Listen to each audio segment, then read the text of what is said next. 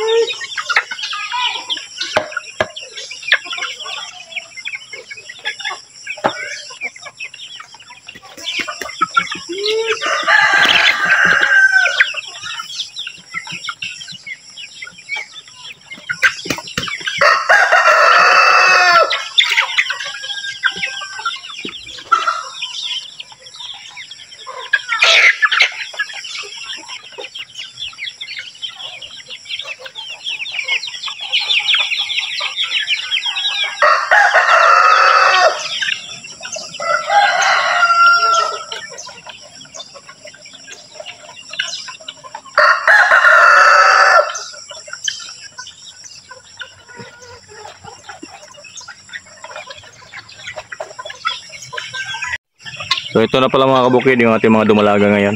So nasa 40 na piraso to sila lahat. So ito yung ating gagawing inahin na naman kasi luma na yung ating mga inahin. So kunti lang yung naimba ko mga kabukid. Kasi hindi kaya magparami muna ngayon. Kasi kakaputsin tayo sa budget. O paunti-unti lang muna. So yung nandun, yun ating mga 2 months. So doon sa kabila wala nang laman. Yung nandun wala nang laman doon kasi naibenta na natin yung lahat. So yan. Yan sila. So baka ngayong katapusan siguro ibibenta na rin natin yan sila. At ito nandito mga kabukid. Ito pala yung ating mga 1 month ngayon ng mga sisiw. So ito yung dati natin doon sa ating brooder. So halos 60 piraso to lahat mga kabukid, halos 60. Marami-rami to mga kabukid. So focus natin to bilang ng pagkain mga kabukid para marami naman tayo may binta. So ito na pala yung ating brooder mga kabukid. So una sa lahat mga kabukid, kung nagbabalak kayo mag brooder ng mga sisiw, so ito yung sa akin ay native chicken to yung akin sa mga kabukid. So mga native na sisiw ito. So dapat kailangan meron kang brooder tulad ganito. So depende lang sa inyo kung anong design. At siyempre yung 100 watts na ilaw. So base sa experience ko mga kabukid, maganda yung 100 watts. So ito na pala yung ating mga sisiw ngayon. So mayroon dyan mga maliliit mga kabukid, kagagaling yan sa DIY incubator natin. Yan o, mahina siya. So yan yung mga tinulungan natin. So unang sa lahat mga kabukid, brooder at saka ilaw. At kung mayroon kayong available na mga ipa, maganda yung ipa. Pero kung wala, okay rin naman papel, dyaryo o Manila paper. O di kaya yung sirin, yung ginagamit na doon sa may paggawaan na yung sa may kahoy, yung ganon. So pwede rin yun. So masyado yung pino. So sa akin, ipa.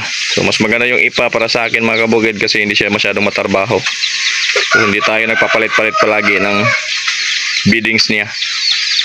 At siyempre mga kabukid, yung ating sisiw, para hindi sila magkasakit, kailangan nila ng mga vitamina. Kahit anong klaseng vitamina mga kabukid.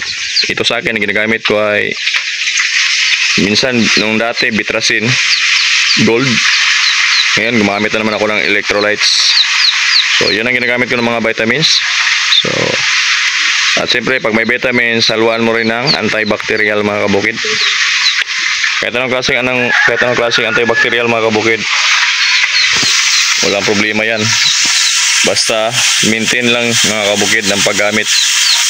Dito sa akin, twice a week ako nagbabacterial flushing sa kanila. Tapos yung mga araw na iba, vitamins na. So hindi ako nagpapainom dito mga kabukid ng tubig lang na natural. Palaging may halo. So yun lang mga kabukid, layan mo lang itong mga sisyo natin hanggang umabot ng 1 month.